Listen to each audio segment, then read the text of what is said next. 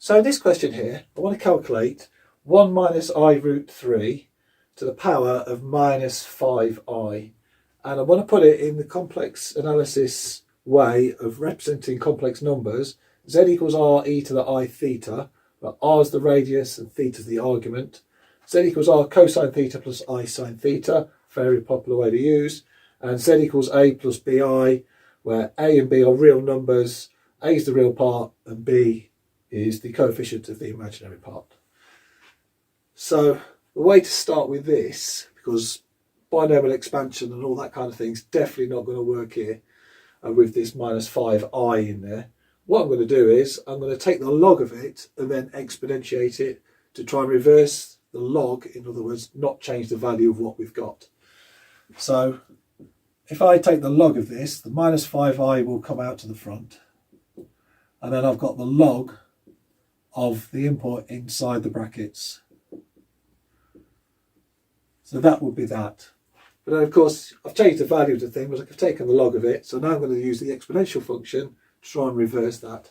So if I just put exponential there and then put that in brackets, and then we're back to where we started.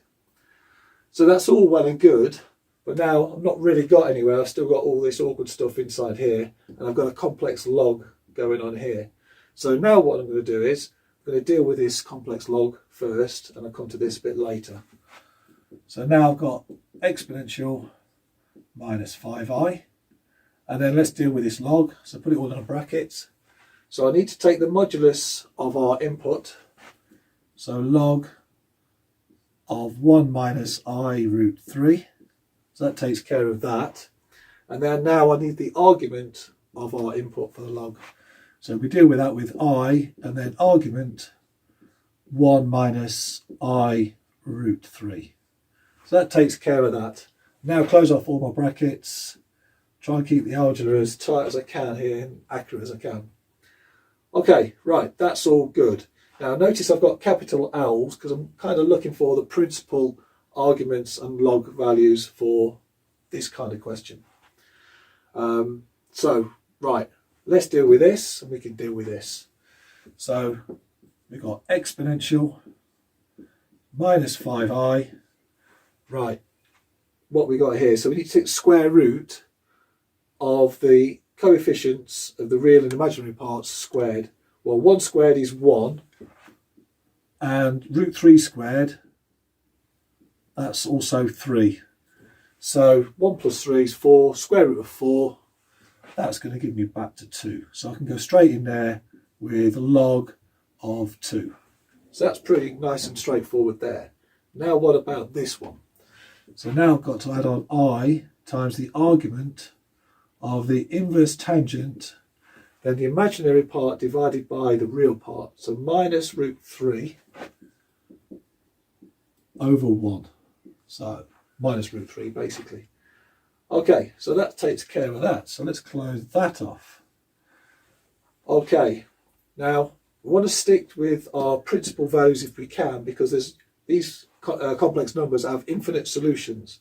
So we want to try and pick the principal one and then stick to one kind of solution. Okay, so now I've got 5i log 2, so I can multiply that out, and I've got 5i with this. So first of all, I need to work out what this is. Inverse tangent of minus root 3 over 1, so that's going to be minus pi over 3. So this is minus pi over 3. So now what I could do is, I can now start to expand out with this minus 5i. So let's take care of that. So now I've got exponential minus 5i log 2. So I'm going to put the I first. So I'm going to try and separate this into its real and imaginary parts. So minus I and then 5 log 2. So that takes care of that. I could bring the 5 inside there if I wanted and just have one value there if I wanted, but I'm going to leave it as 5 log 2 for now. And then I've got plus I minus pi over 3. So that becomes minus I pi over 3. And then I'm going to multiply that with this minus 5i. Okay, so let's block that off. Okay, well, this is all looking good. I can leave that as it is. minus I. Let's write that as log 2 to the power of 5, or 2 to the power of 5. That's 2, 4, 8, 16, 32. So that's log of 32. And then here I've got to try and work this out. So I've got I times I, which is minus 1. I've got 1, 2 more minuses, so it's still a minus. So I've got minus, and then I've got 5 pi over 3. So that takes care of that. So that's all my calculations done. So now I'm ready to just distribute this exponential with all the bits and use the properties of exponential. E to the minus I log 32. And then times by e to the minus 5 pi over 3. Okay, now quite interested here now, we're going to try and get my radius and my argument from this. Now, I've got I log root 32 and I've got minus 5 pi over 3. So we've got a situation here where the value with pi in the indice is actually our radius. This is not our argument. This is our argument by the virtue of the I part in there. So I'm going to just turn this around. So I've got minus 5 pi over 3 as my input for the exponential function. And then e to the minus I log 32. So that would be on the way to try and represent in this format. So I've got my radius here. So that's my radius. Now this is my theta. Now I've just got to be careful here, because remember, log of 32 was 5 log of 2. Now log of 2 we know is about 0.69, so on and so on. So 5 times 0.69, that's going to give me about 3.5 just under.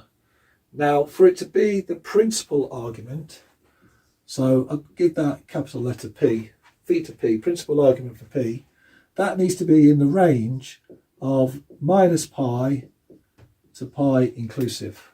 So that's how I can get my value for the principal value there.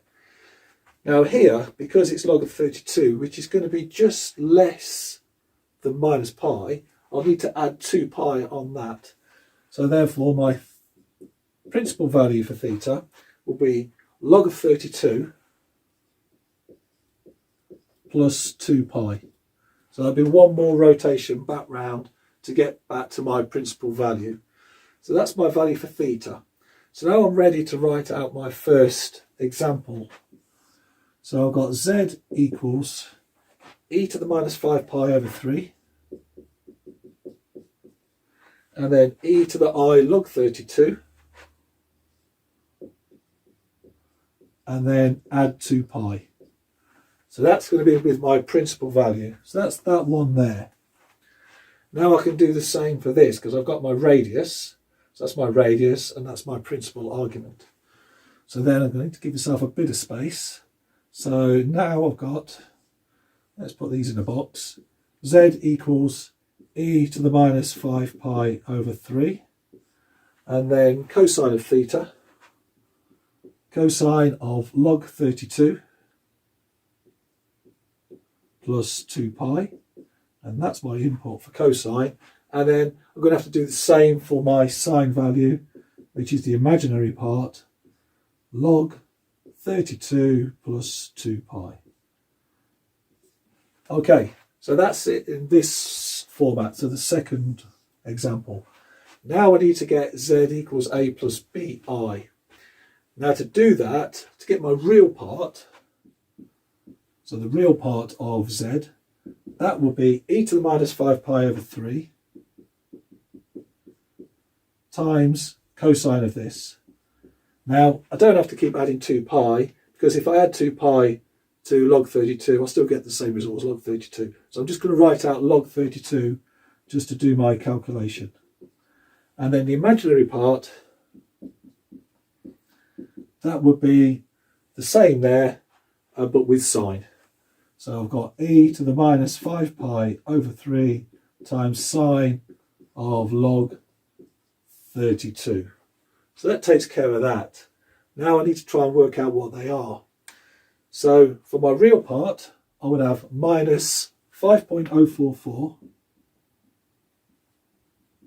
times 10 to the minus 3. That's approximated. It's going to be a lot more decimal places. And then my imaginary part, and that's 1.69, 5 times 10 to the minus 3. So that is an approximation of this format here. So I'm going to leave that one like that. So it's going to be quite a small number in terms of our Cartesian coordinates. Okay.